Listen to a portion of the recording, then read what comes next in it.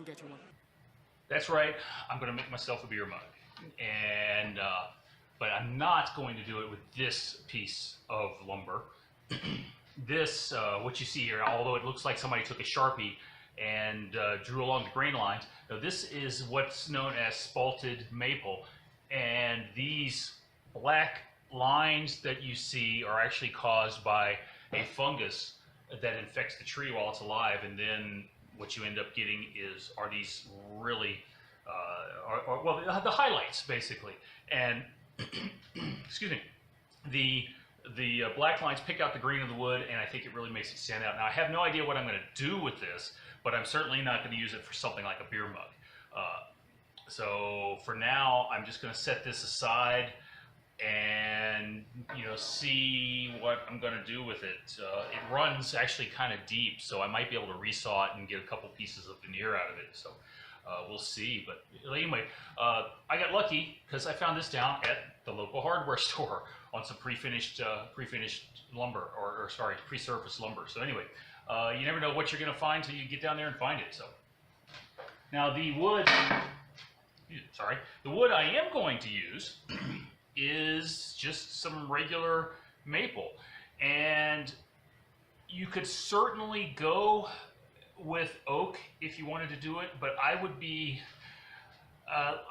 leery of using oak for one good reason. It's that red oak, at least, which is what you normally get at the hardware store. Red oak is porous across the end grain or through the end grain, and it's not waterproof.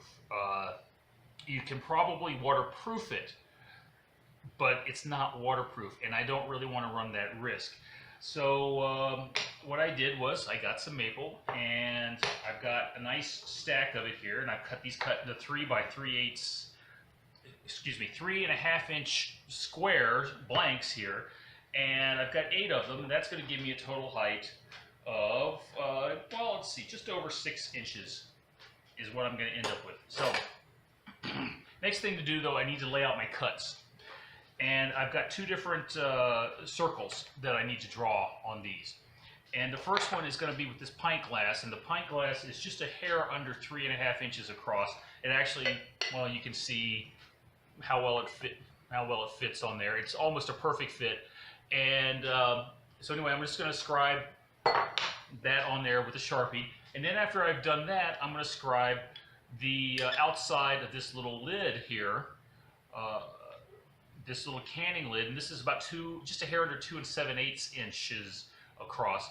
I'm just going to scribe this on there inside the bigger circle, and that's going to give me the 2 circles that I need. And I'm just going to eyeball centering this. I'm not going to try to set anything up. I could, if I wanted to, find the center, tap a little starter hole, use the compass, and all that stuff, but that's a lot of hassle for, well, stuff that's going to get cut out. So anyway, I'm going to do that for 7 of the 8 blanks. The 8th blank, I'm just going to go ahead and draw the outside circle on, because this is going to be, well, the bottom or the base piece of my base piece of the mug. And I'll show you the reason for that here in a second. And that's because of that little abnormality there. No sense in wasting the wood. But I just didn't want to end up with this piece, especially with that little gap right there, most of which is going to end up getting cut out.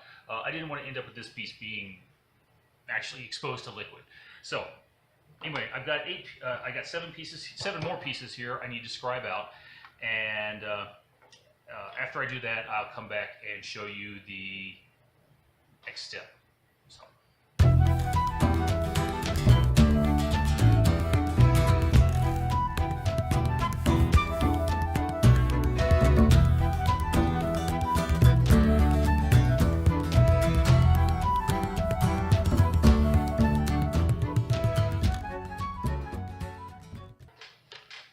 Alrighty, that's done.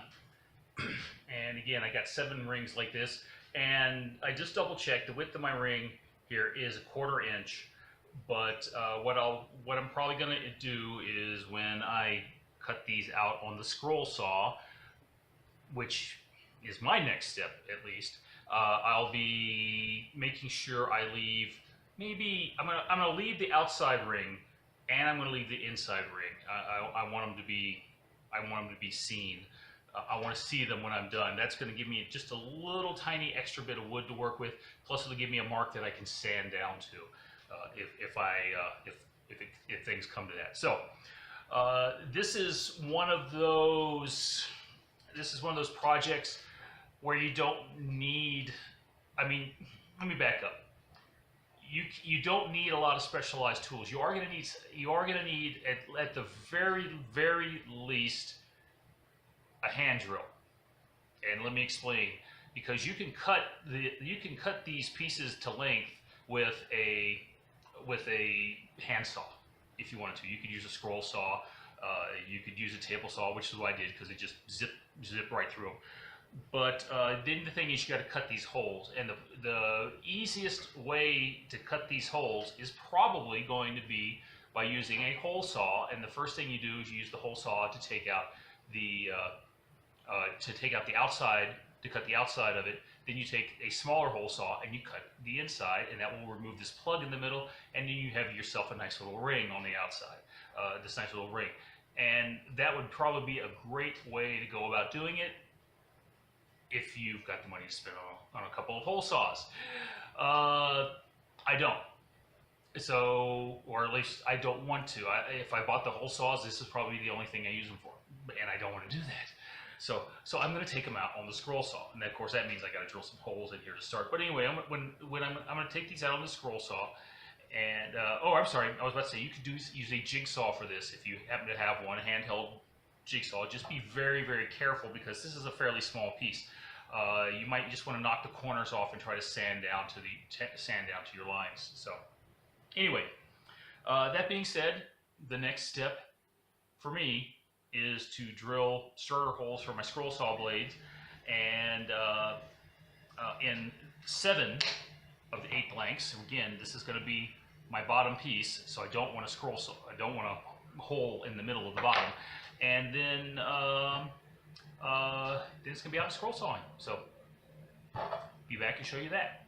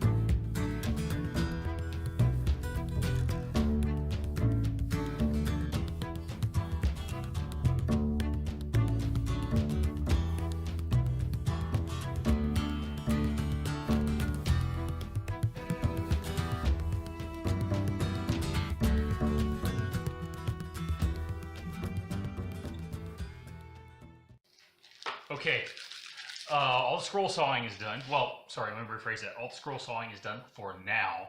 And what I have in front of me are half a dozen rings that are about a 1/4 inch thick. Now, I wasn't too worried about getting the cuts directly on either the inside or the outside lines, although I did a better job, I think, of getting the inside lines, cutting up to the inside lines. The outside lines, obviously, they are going to get sanded. It's the rough spots are going to get sanded down to. The inside lines are going to be sanded out as well. But again, the idea here is to get things nice and even. Now, when I glue these rings up, I am not too worried about orienting the grain in the same direction. Usually you would, but maple is pretty stable, and these are pretty thin rings, so I'm not too worried about expansion across the grain. You can see how the grain's running on that. So when it expands and contracts due to the seasons, it's going to go this way. But again, I'm not too worried about it because it's going to be dealing with a wet application to begin with. So if it expands and contracts too much, then that might be a different problem. There's nothing saying I can't do it, but I think I'm going to end up with more interesting grain, with a more interesting pattern on the side, especially if I end up staggering the grain. So that's what I want to do. So anyway, next thing to do here is just to grab some paper, sandpaper here, and I'm just going to use this 150 grit. Going to give everything a very, very light sanding, like that, and then just stack it on the next ring, just like that. And then I'm going to clamp 2 groups of 3 together. Or excuse me, 1 group of 3 and 1 group of 4, because I have 7 rings. I don't know that I'm going to need 7 rings to get myself a pint glass or a pint mug, but you know what? Better safe than sorry. Don't remember offhand the formula for a cylinder. Let's use the magic of YouTube and stick it right here real quick. But I'm gonna have a total of 7 rings in here. Their total height is going to be, well, a bit over 5 inches. And I'll come back and explain that, even though I'm sitting at not quite 5.5 right now. I'll explain why just a little bit over 5 later on. And then my width is going to be a bit over 2 7/8 inches. And again, I will come back and explain that. So anyway, to go back, but that's getting ahead of myself. Anyway, to go back, the reason I'm going with 1 stack of 4 and 1 stack of 3 is because of the amount of sanding I'm going to have to do. And I want to make sure I get a very, very good even joint. And as you can see here, I'm having a hard time getting my hand down in there to sand that center joint, or to reach that center joint. So I only want to have to deal with as much as I can easily reach at one time. So like I said, 1 stack of 3, 1 stack of 4. Here we go.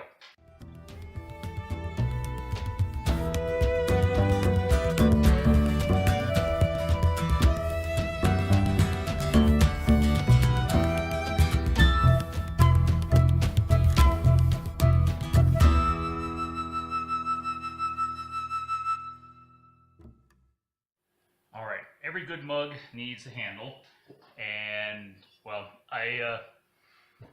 this is one of the mugs I got when I was in Germany, way, way, way back in the day. And well, I mean, it's nice. Okay, I'm not going to complain about it or anything, but the handle to me is a little too small. I would have to reach through there and keep my pinky out, and having a pinky out really is the kind of thing you do when you drink beer. Maybe when you're drinking tea, but not beer. So I went ahead and I just sketched this, held onto it a little bit, and took a few rough measurements. And what I did was I drew just freehanded onto a piece of paper this, and then I cut it out. And basically, what this is going to be my handle. So I have a piece of 1/2 inch maple, and what I'm about to do is actually take some tape, and I'm going to tape this this handle cutout that I did onto this maple. Although when I do it, I'm going, instead of going right up to the edge, I'm going to put about another 1/8 of an inch or so of just space at the end of the cutout there, and you'll see what that's all about later on in the build process. So anyway, like I said, this is 1/2 inch maple. I'm going to cut it out on the scroll saw, but then I'm going to shape it probably by hand. But again, I'm getting ahead of myself, so pause.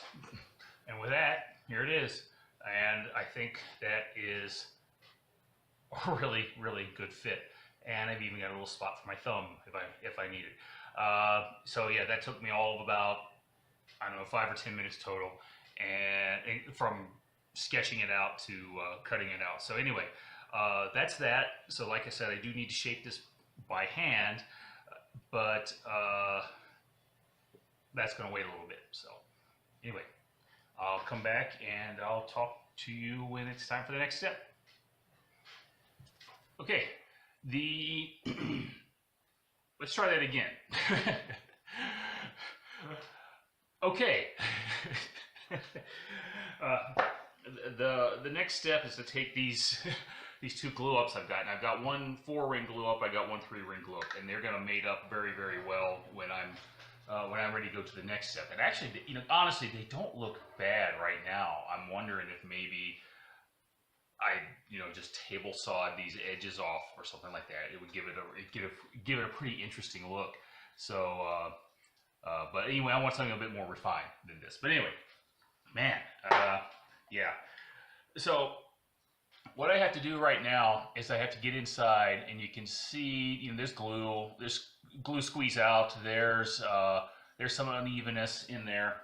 And what I got to do is I got to get in there and I got to even that out. Now I could do it a couple of ways. One way is, of course, is to go in by hand with the 80 grit and just work at it. The other one is to use this sander here. Let me give you the close up. Just a flat wheel sander. This is 80 grit. I've also got a 120 grit one laying here somewhere. Yeah, here it is. I'm going to start with the 120 grit because, as aggressive as the 80 grit is, I might not want to take that much material off that quickly. We'll see. If it turns out I did want to take that much material off, it's easy enough to switch. But these are a little under 3 inches in diameter, and you can see that they're a very snug fit right here. So the idea is that when I'm using this in my drill, it's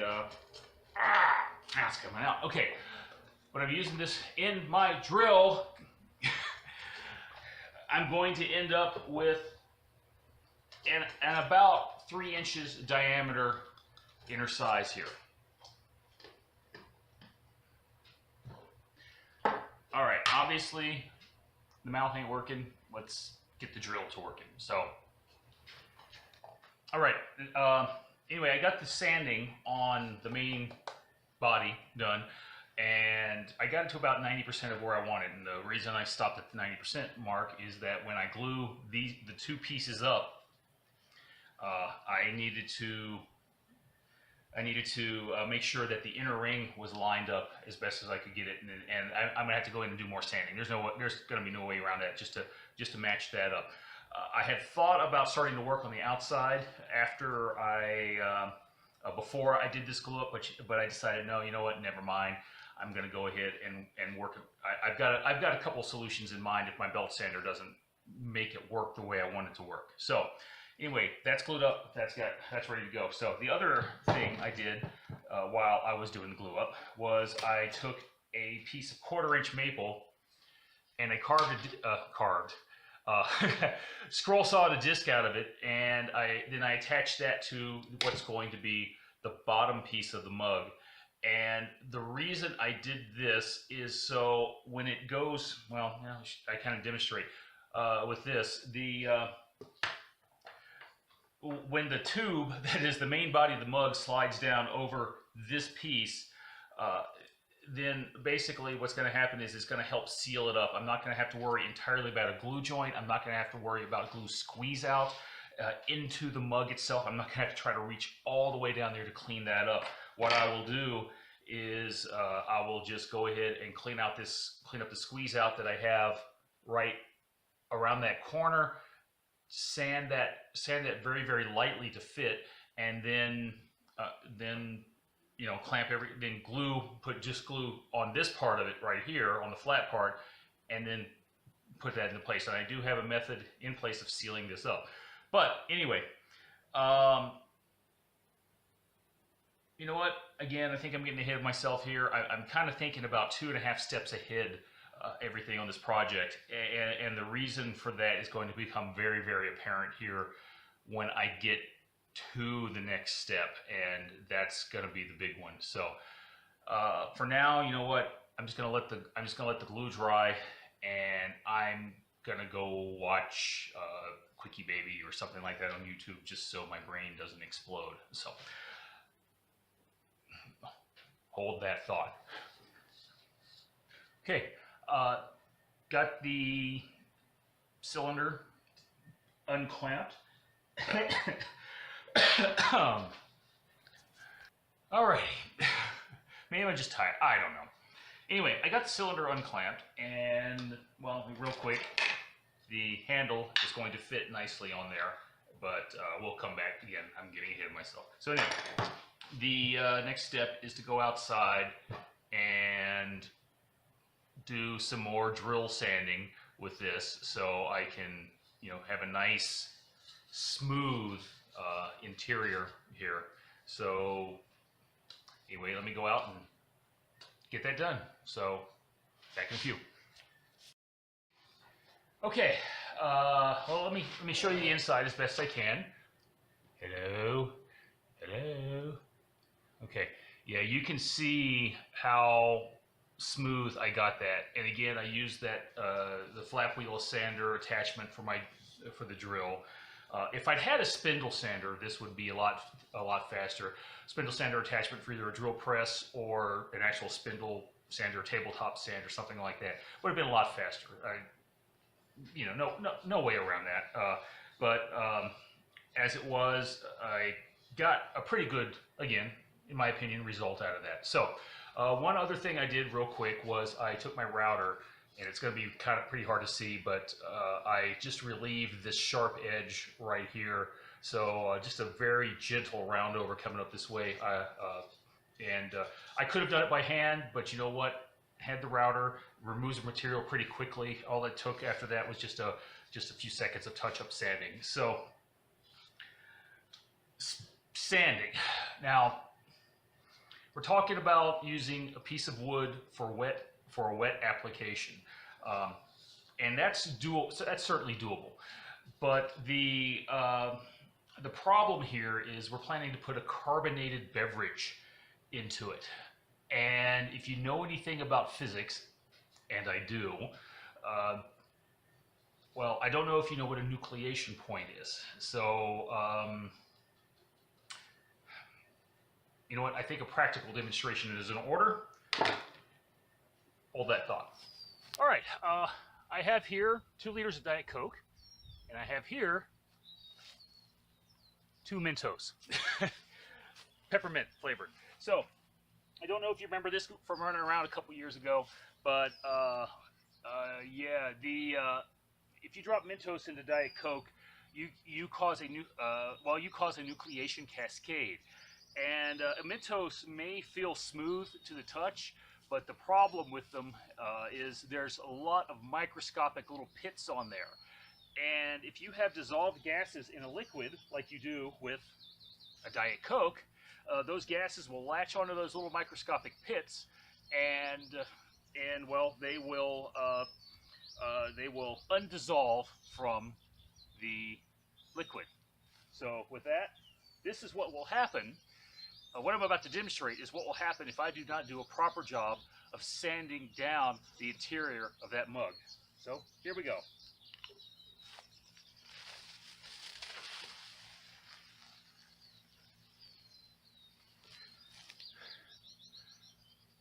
That's a horrible thing to do to a beer. And now my breath is minty fresh. So, anyway, that being said, I'm not so much worried about sanding the inside of this mug as I am polishing it. I want to make sure that I have got this as smooth as possible inside. Now, maple is a good choice for this because it's tight grained. And it sands very, very well. You can get an exceptionally smooth finish with it. But so far I've only sanded to about 120 grit, and it may feel smooth to my fingers. Certainly feels smoother than the Mentos. It's probably got a lot of nucleation points in there.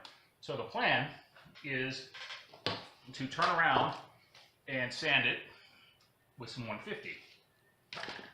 And then after I sand it with the 150, I'm going to wet it. And then I'm going to just lightly sand it again with the 150. I'm going to hit it with 220. And then lightly wet it again.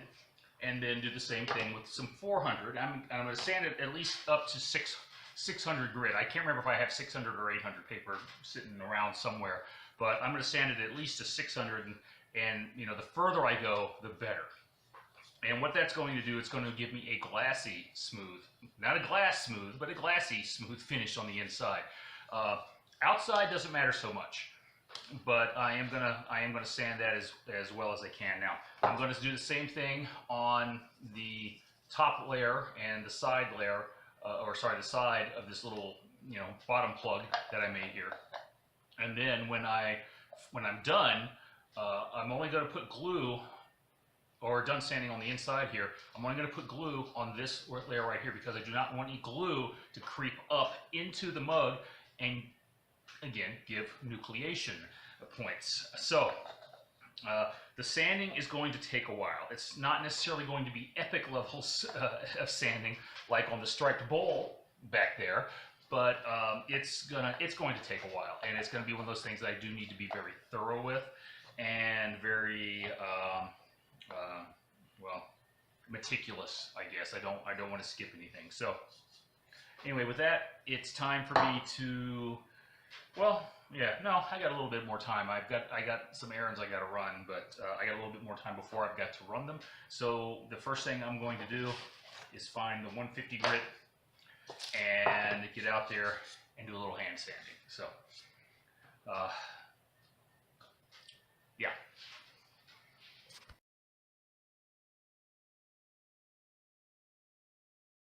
Yeah, that was a lot of sanding. Not again, not as epic amount as I did on the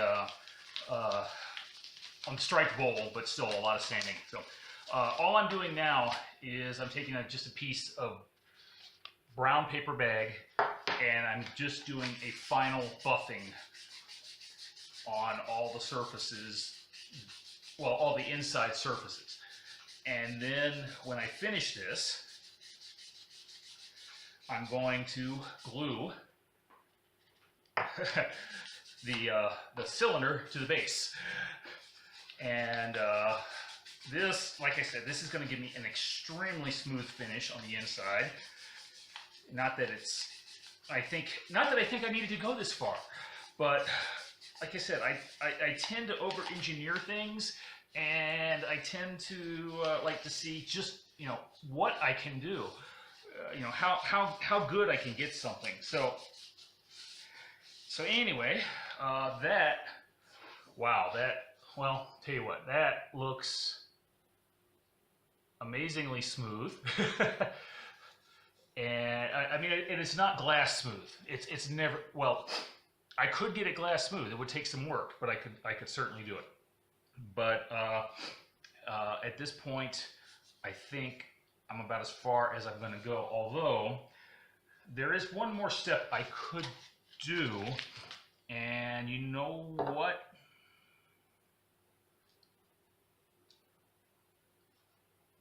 Hold that thought. Some days the attention span or lack thereof just absolutely works for me.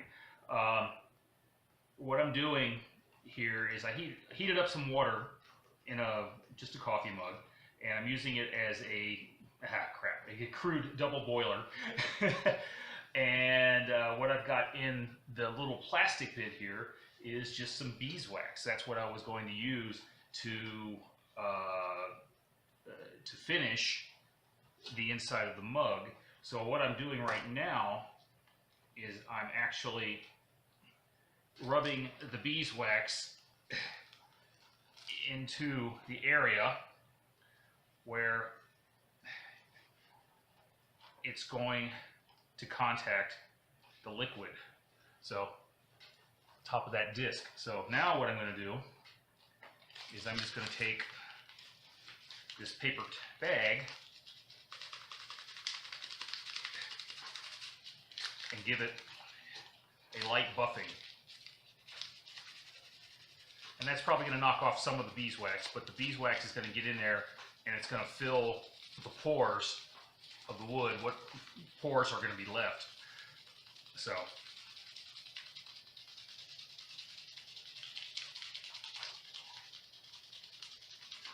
and of course beeswax is food safe. So and I got on there a little thick, but that's okay. And what I'm going to do is I'm just buffing it out, and then I'm going to let it cool right back down, and then I'm going to come back and buff it again. So I'm going to do that on, well, that piece, and I'm going to do it on the inside of the mug here. And let's see how well this is going to work. Try not to make too much of a mess. And I don't want to get it, although I did, I don't want to get it on the areas that I'm going to glue, because it will mess the glue up. So we're just going to hand rub it in.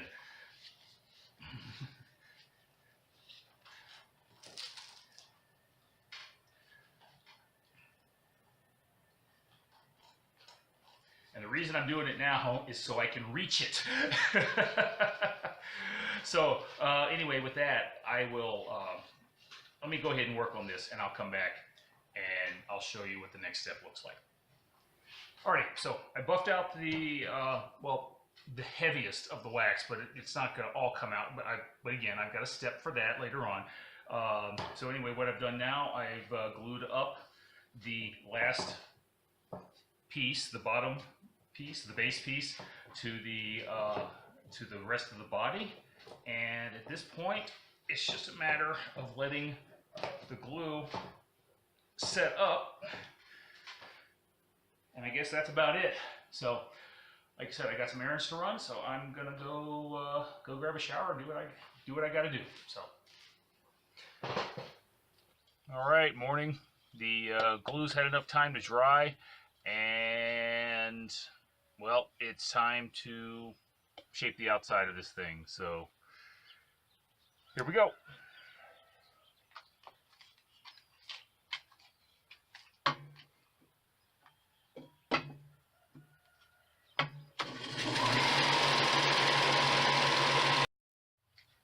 All right, don't know if you ever seen this trick before, but a good way to sand by hand something, especially if it's cylindrical like this, is to take some sandpaper, just cut a strip out as wide as a piece of duct tape, and then stick the duct tape onto it, and then fold the duct tape over at the ends. That way you got some handles, and well, clamp it down a little tighter than that. But that's what you can do. So here we go.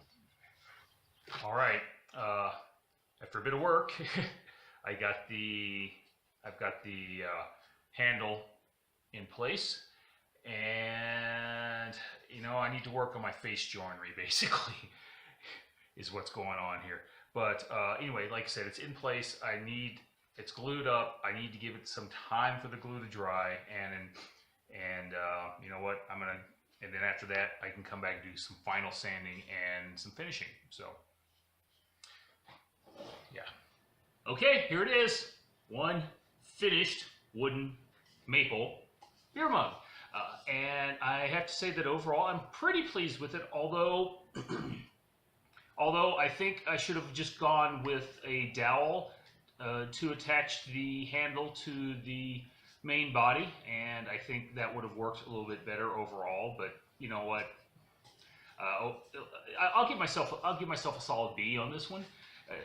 And But overall, I'm pretty happy with it. So the finish, well, finishing was fairly easy. I sanded the outside to 220, and once I was done with that, I went ahead and heated up my cutting board finish, the mineral oil and beeswax mixture, and I just rubbed that on the outside. That's going to give me a reasonably durable finish and something that I can go back and reapply as I need to, and it also keeps me from having to worry about food safety. So the interior, on the other hand, is a little trickier to finish. And the interior is, as you saw, I sanded it down to 800 grit plus, and then I buffed it and polished it, and then I poured some beeswax into it to seal up all those little nooks and crannies that I might have missed. Then the problem at that point was I had a lot of beeswax built up in here. Okay, simple to get it out. You melt it to get it in. You mostly get it out. I just took this, I inverted it over a candle. Once it got hot in there, I grabbed a paper towel and just went in and rubbed it really, really well with the paper towel. In fact, you can see the edges, the areas that I could reach. You can see that those areas are what am I thinking here? Those areas are very smooth, very polished, so I shouldn't have any problems with over foaming or anything like that. You know what? And with that, hold that thought. So anyway, the interior should be ready for a pint. And just so you know, the interior dimensions, just a bit over 5 inches, not quite 5 1/8, and the width on that is 2 7/8. So the math says this should hold a pint and more, but the proof is in the pour. So with that, it is time to get some beer into this mug and see what happens. So I am not going to glug. I'm not getting excessive foaming. A little bit maybe. There's probably some spots in there I missed. Not too bad. Now, one nice thing about a beer, a wooden mug, is that it's self-insulating. It will stay cold. It's also its own coaster, so you don't have to worry about the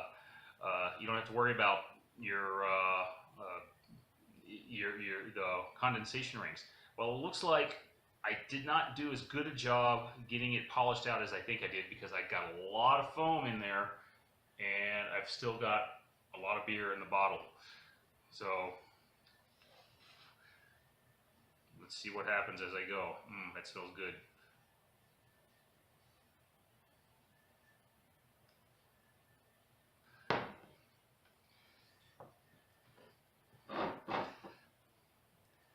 Oh, let's see. There's a lot of head in there right now. It's a nice firm one. I bet I could float the bottle cap on it. Yep. All right, come here, you. You're not sinking to the bottom. Do not need that kind of trip to the emergency room.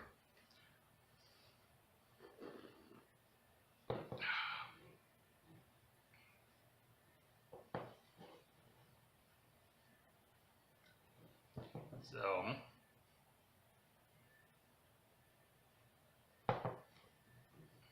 now, despite the fact that it's cool, I probably could have popped this in the fridge for a few minutes, just cool it down a little further. But I can feel how the mug is actually cool to the touch right now. And we're getting there.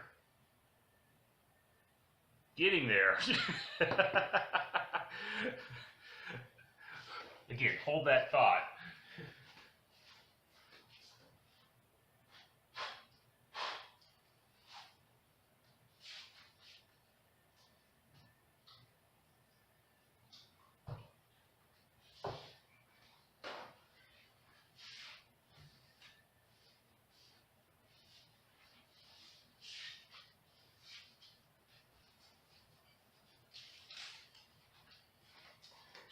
Okay, just wanted to blow the foam off, but you can see we're about 3/4 of the way up. Just going to very gently finish this pour. Well, you know what? I got a little tiny bit left in the bottle there, but this bottle is 550 milliliters, and that is a bit more than a pint. So, you can see I did spill a little bit on the outside, but again, that's the nice thing about the mineral oil and the mineral oil and beeswax finish is, again, it's food safe. It does protect the wood, and it is easy enough to turn around and apply an extra coat if you need to. So anyway, there it is, the culmination of, well, some work, and I think with that I deserve a beer. So anyway, that, my friends, that's a pint. Talk to you later.